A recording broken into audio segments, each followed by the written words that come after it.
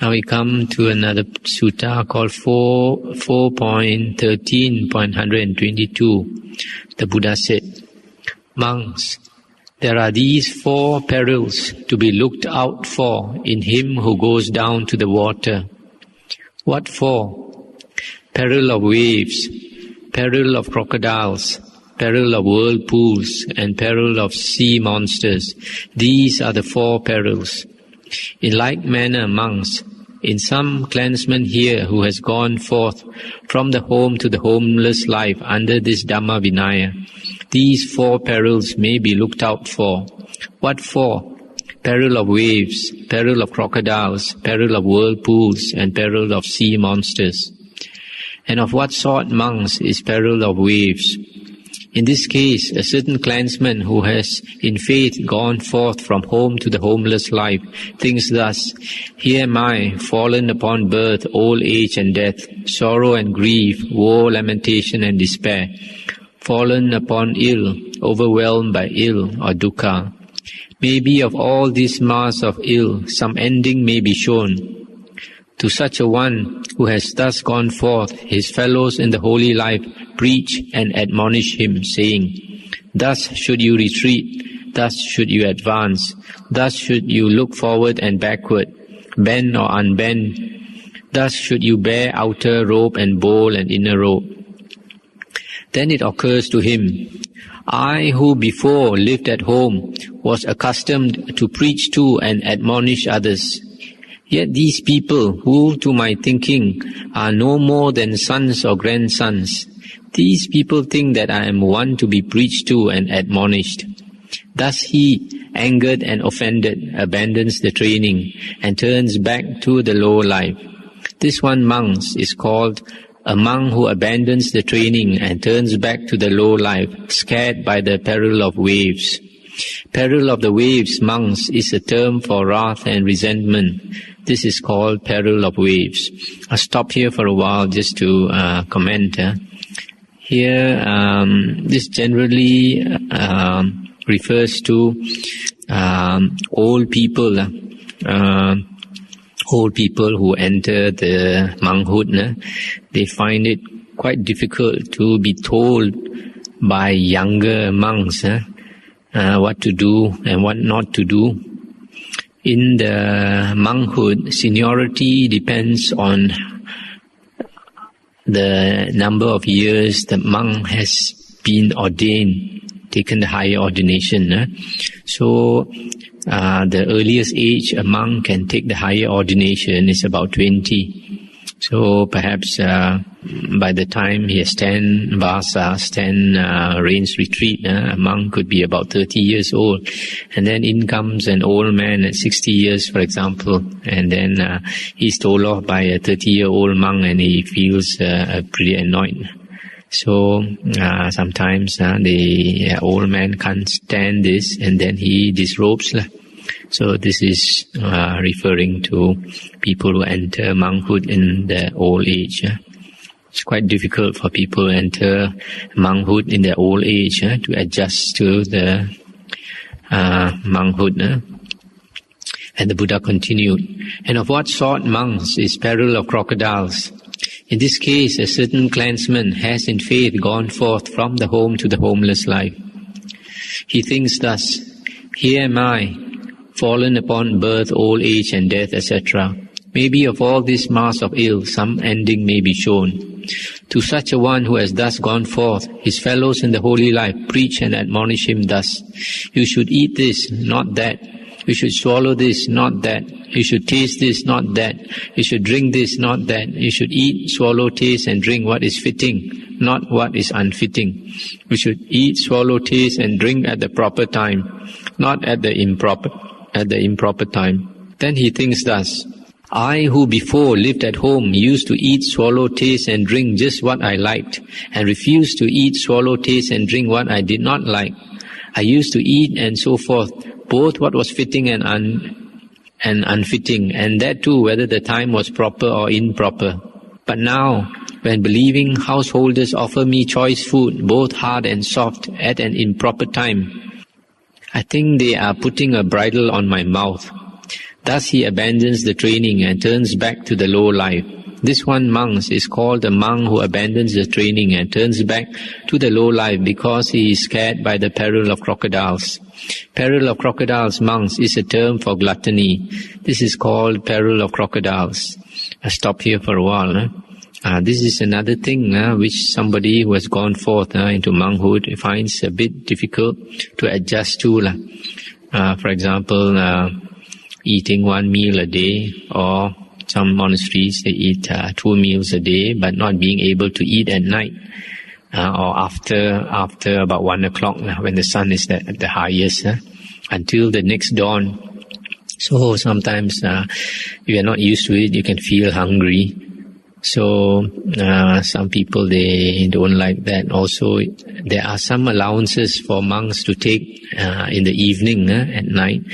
For example, what is considered medicinal, there are certain allowances like sweet, honey, vegetable oil, butter, and some traditions, they also take milk or cheese.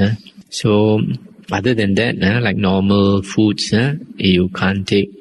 So when a person goes forth, he has to train himself in this respect also. And some people find it too difficult because maybe they have a taste for good food.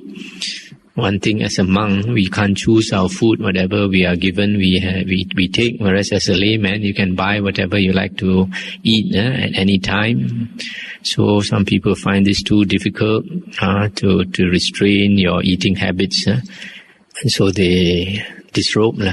These are people, what the Buddha calls untamable men, men who cannot be tamed, and people with fixed habits, it's quite difficult.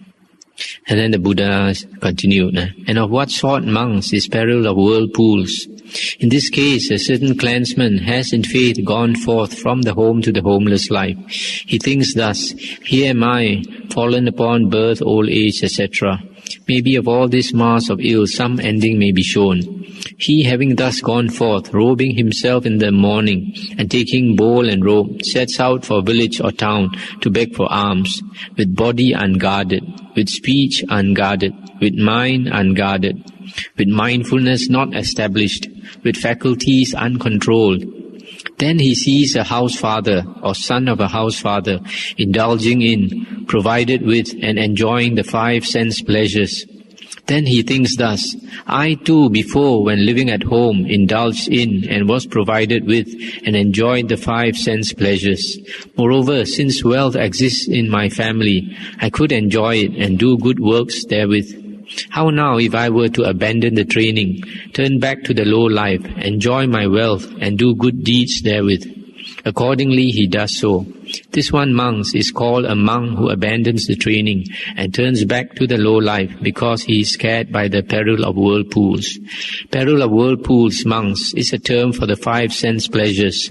This monk is called peril of whirlpools. Stop here for a while to comment. The 5 sense pleasures are the pleasures of sight. Seeing good things, enjoyable things, like watching films and going sightseeing, going touring, etc. And then the pleasure of hearing. Pleasure of hearing is hearing to good music, and going to see stage shows, going to see plays, etc. Going to see operas and music festivals, etc. And the third one is pleasure from smells, using perfumes and different kinds of smells. And then the fourth one is from taste, the pleasure of taste, eating whatever you like, enjoying good food and drinks. And the fifth one is pleasure of touch. Pleasure of touch refers to like sensual pleasure, and also like having aircon in your room, etc. So these are the 5 sense pleasures that lay people usually enjoy. So if a person is used to enjoying life, used to enjoy worldly life, when he renounces, it is quite difficult. divorce himself from all these to be ascetic. So people who are rich, who have come from a very wealthy background and used to enjoying life, if they can renounce, it means they have very good karma, they have what we call good roots. Otherwise it's very difficult to renounce. And then the last one, the Buddha said, and what monks is the peril of sea monsters? In this case, monks, a certain clansman who has in faith gone forth from the home to the homeless life, etc. Things thus, here am I fallen upon birth, old age, etc. Maybe of all this mass of ill, some ending may be shown. He, having thus gone forth, robes himself in the morning and sets out for some village or town to beg for alms, with body unguarded, with speech unguarded, with mind unguarded, with mindfulness not established, with faculties uncontrolled. Then he sees women folk, partly clothed, partly attired. On seeing that sight, passion assails his heart. With heart assailed by passion, he abandons the training and turns back to the low life. This one monk is called a monk who, scared by the peril of sea monsters, abandons the training and turns back to the low life.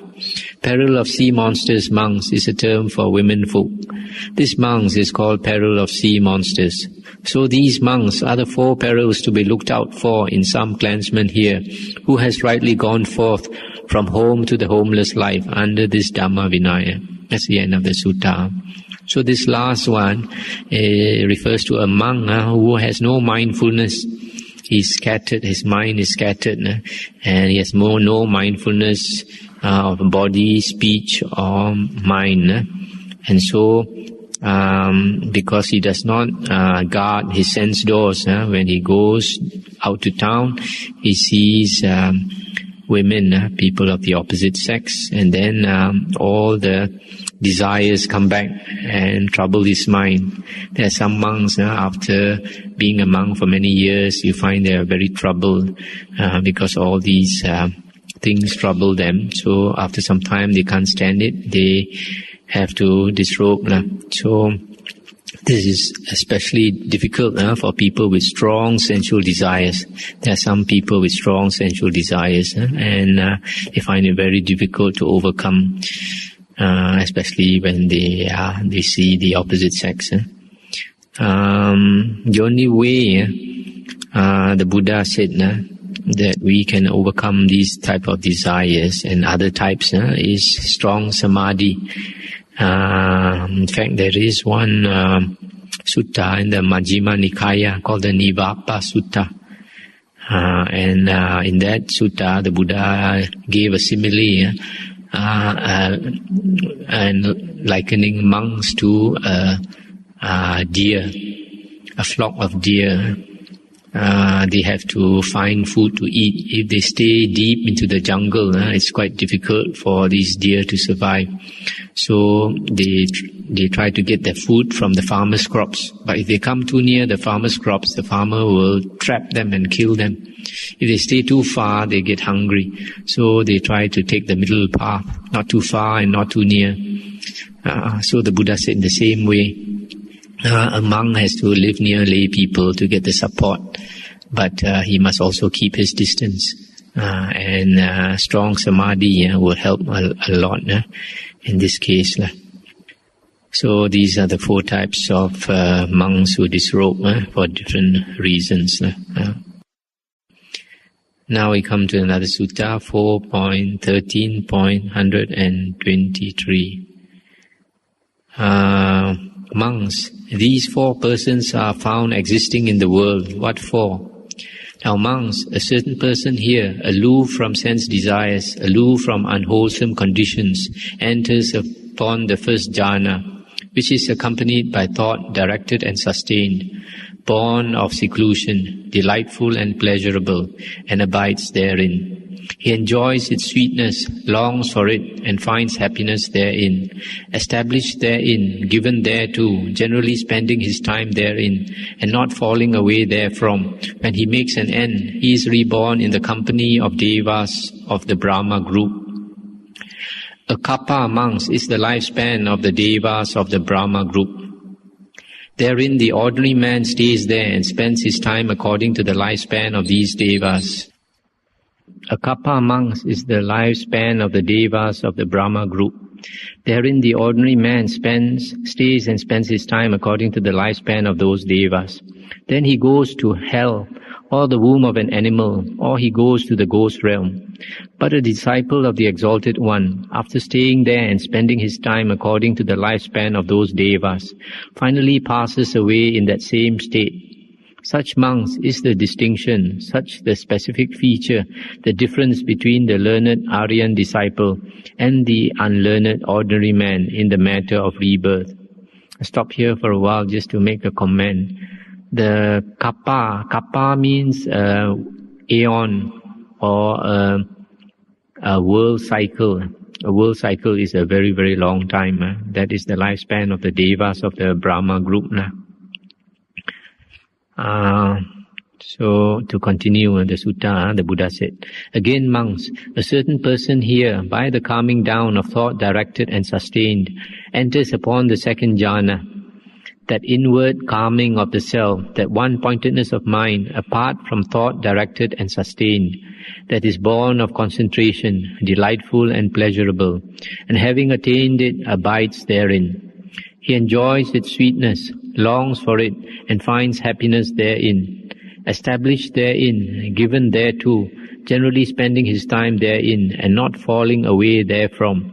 When he makes an end, he is reborn in the company of the radiant devas. Now monks, the lifespan of those devas is 2 kappas. Therein the ordinary man stays and spends his time according to the lifespan of those devas. Then he goes to the woeful plains, to hell, to the womb of an animal, or he goes to the ghost realm. But a disciple of the Exalted One, after staying there and spending his time according to the lifespan of those devas, finally passes away in that same state. Such monks is the distinction, such the specific feature, the difference between the learned Aryan disciple and the unlearned ordinary man in the matter of rebirth. Again monks, a certain person here, by the fading out of delight, he abides equanimous, mindful and composed, and experiences in his own body that pleasure of which the Aryans declare. He who is equanimous and mindful dwells happily. Thus he attains and abides in the third jhana. He enjoys its sweetness, longs for it, and finds happiness therein, established therein, etc., etc. When he makes an end, he is reborn in the company of the ever-radiant devas. Now monks, the lifespan of those devas is 4 kappas. Therein the ordinary man stays. Then he goes to hell, to the womb of an animal, to the ghost realm. But a disciple of the Exalted One, after staying there and spending his time according to the lifespan of those devas, finally passes away in that same state. Such is the distinction, such the specific feature, the difference between the learned Aryan disciple and the unlearned ordinary man in the matter of rebirth. Once more monks, a certain person here, by abandoning both pleasure and discomfort, by the ending of both happiness and unhappiness felt before, he attains the 4th jhana, a state of neither pleasure nor discomfort, an utter purity of mindfulness and equanimity, and having attained it, abides therein. He enjoys its sweetness, longs for it, and finds happiness therein. Established therein, and etc. When he makes an end, he is reborn in the company of the Vihapala Devas. Now monks, the lifespan of the Vihapala Devas is 500 kappas. Therein the ordinary man stays and spends his time according to the lifespan of those devas. Then he goes to hell, or the womb of an animal, or he goes to the ghost realm. But a disciple of the Exalted One, after staying there and spending his lifetime according to his time according to the lifespan of those devas, finally passes away in that same state. Such monks is the distinction, such the specific feature, the difference between the learned Aryan disciple and the unlearned ordinary man in the matter of rebirth. These then monks are the 4 persons found existing in the world. That's the end of the sutta. Here the Buddha is talking about the disciple of the Buddha and an external sect ascetic, if they cultivate jhana and then they constantly abide in jhana and enjoy it, then when they pass away, they are reborn in the jhana planes, the different jhana planes. Now, after they pass away, the external sect ascetic, because he has no knowledge of the Dhamma, he will fall into the woeful plains one day. Whereas the learned disciple of the Buddha, he will pass away from that realm, and he won't fall into the woeful plains. Disciple of the Buddha, by understanding the teachings of the Buddha, and especially with the attainment of jhana, the mind is very clear. He can see and understand the Dhamma much more easily. Then because of his understanding of the Dhamma, he will never fall into the woeful plains again. So this is the difference between a person who understands Dhamma and a person who does not understand jhana. So in this case, if you understand jhana, then jhanic bliss is not a danger. It's not a danger for someone who understands jhana. Another thing you want to notice here in this sutta is that the woeful plains mentioned here are only three. Always in the suttas, we only find three woeful plains: hell, animal realm, and the ghost realm. Whereas in the later books, like the Abhidhamma and the Mahayana books, they mention four woeful plains. They include the Asuras. Whereas in our Theravada suttas, the Asuras are a kind of deva. This you can get confirmation in the Digha Nikaya. The other thing we notice here is the Brahma Devas, their lifespan is 1 kappa, 1 world cycle. The radiant Devas, 2 kappa, etc. But the commentaries to the Abhidhamma, they give it as 1 asankheya kappa and 2 asankheya kappa, etc., which is a contradiction with the Abhidhamma and also a contradiction with the sutta here. That's why we have to be careful with commentarial books. Now we come to another sutta, 4.13.124. The Buddha said, "Monks, these four persons are found existing in the world. What for? Now monks, a certain person here, aloof from sense desires, etc., enters upon the first jhana, and having attained it, abides therein. There, whatsoever conditions arise by way of form, feeling, perception, volition, consciousness, those conditions he comes to regard as impermanent, as ill, as a disease, as a barb, as pain, ill health, alien, transitory, as empty and not the self. When body breaks up after death, he is reborn in the company of the devas of the pure abodes. Monks, this rebirth is not partaken of by ordinary men. Then again, monks, a certain person here, by the calming down of thought directed as sustained, etc., attains to and abides in the second jhana, the third jhana, the fourth jhana. There, whatsoever conditions arise by way of form, feeling, perception, volition, consciousness, he regards them as impermanent, etc., as empty, not the self. When body breaks up, he is reborn in the company of the devas of the pure abodes. Monks, this rebirth is not partaken of by ordinary men. So these four persons are found existing in the world." Here you can find, it says, anagami is a non-returner. He, after he passes away, he is reborn in the pure abodes, Suddhavasa abodes. And this sutta says, ordinary men cannot go there. Only anagami are reborn there. And the Buddha said in one of the suttas that in the long round of rebirths, he has been to almost all the places of rebirth, all the different types of beings he has been to. He has been, except the pure abodes. That's one place he has not been to, because if he had been born there, he would not have come back. So here you see, to be anagami, to attain anagami, you have to attain the jhanas. It's mentioned here. He attains the jhanas. Then he sees that the 5 khandhas form, feeling, perception, volition, and consciousness, the 5 khandhas, these 5 things that we associate with the self, he sees them as impermanent, as dukkha, as not self, as empty, etc. So you have to have the jhanas to be able to see this very clearly and to attain anagamin. Now the next sutta we come to is 4.14.138. The Buddha said, "Monks, these 4 persons are found in the world. What for? The subdued in body but not in mind, the unsubdued in body but subdued in mind, he who is subdued in neither body nor mind, he who is subdued in both body and mind.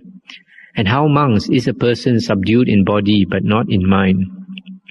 In this case, a certain person makes his bed and lodging in the lonely glades and solitude of a forest, but meanwhile thinks sensual thoughts, malicious thoughts, and harmful thoughts. Thus, monks, a person is subdued in body but not in mind. And how is a person unsubdued in body but subdued in mind? In this case, a certain person makes not his bed and lodging in the forest, yet meanwhile he thinks unworldly thoughts, thoughts not malicious, not harmful. Thus is a person unsubdued in body but subdued in mind. And how is a person subdued neither in body nor in mind? In this case, a certain person makes not his bed and lodging in the forest, yet meanwhile he thinks sensual thoughts, malicious thoughts, and harmful thoughts. And how is a person subdued both in body and in mind? In this case, a certain person makes his bed and lodging in the lonely glades and solitude of a forest, and at the same time thinks unworldly thoughts, thoughts not malicious, not harmful. Thus is a person subdued both in body and in mind. So these 4 persons are found existing in the world. And this sutta is about viveka. Viveka means seclusion. And there are 2 types of seclusion: body seclusion, kaya viveka, and seclusion of the mind, chitta viveka.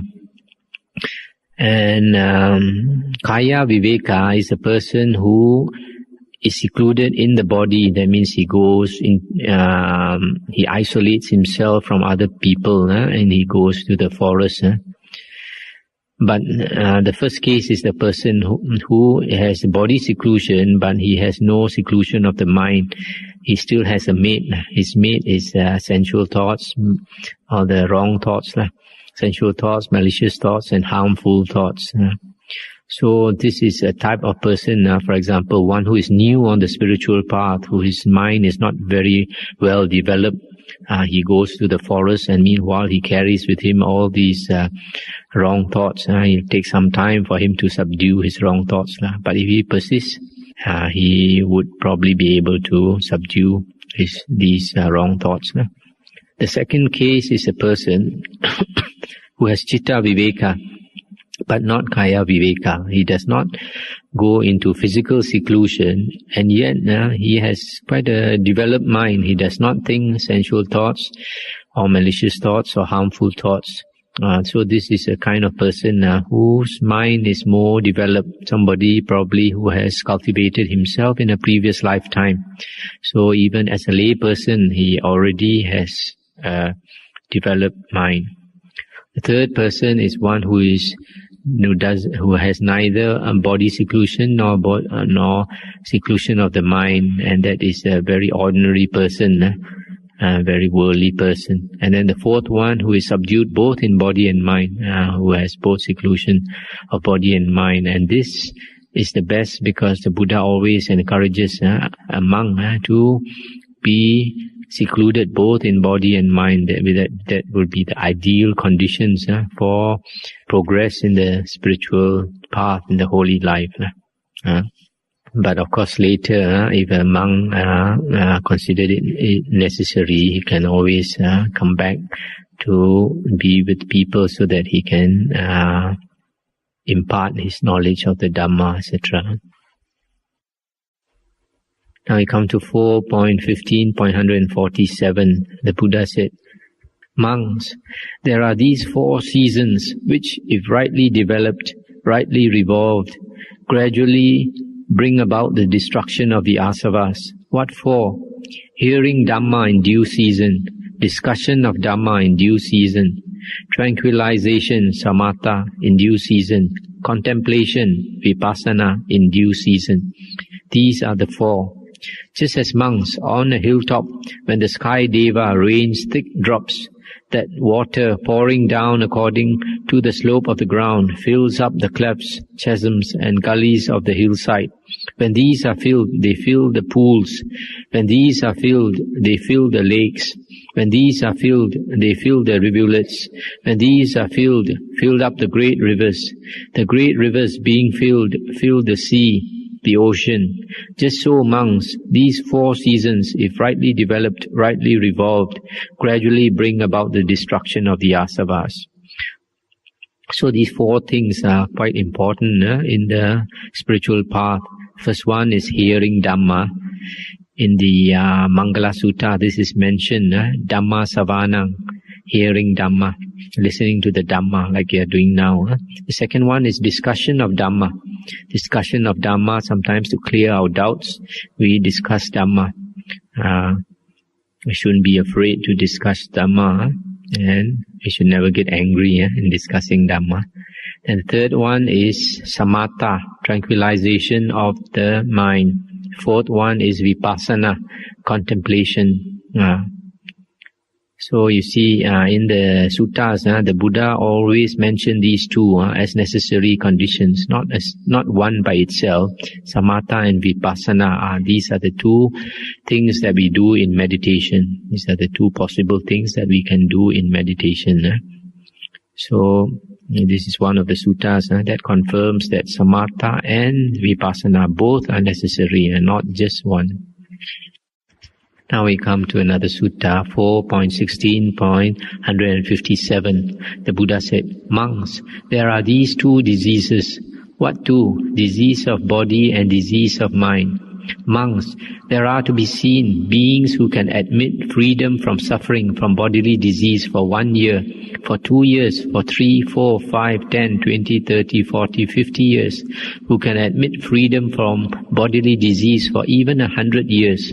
But monks, those beings are hard to find in the world who can admit freedom from mental disease even for 1 moment, save only those in whom the asavas are destroyed. I'll just stop here to comment. Here the Buddha is saying you can have bodily health, you can be very healthy in the body, but mentally, most of us, we are sick in the mind all the time, practically all the time. And this sutta is saying that only the Arahant, one who has destroyed the asavas, only the Arahant is sane. We are all in a way insane, tiga suku or something like that. As they say, one screw loose. So it's very important for us to cultivate our mind. After all, the body, however much you take care of the body, finally it'll be ungrateful to you. It'll break down and it'll give you a lot of pain. But the mind, if we cultivate our mind, can bring us a lot of happiness. The Buddha said that an uncultivated mind is a source of great suffering, great sorrow. Whereas a cultivated mind brings you a lot of bliss, a lot of joy, a lot of happiness. And not only that, you can bring that with us into our next birth, in our next rebirth, in our next life. Then the Buddha continued, monks, there are these 4 diseases of one who has gone forth from the worldly life. What 4? Here, monks, we may have a greedy one, full of vexation, discontented with this or that supply of robe and alms food, lodging, seed, medicines and requisites for sickness.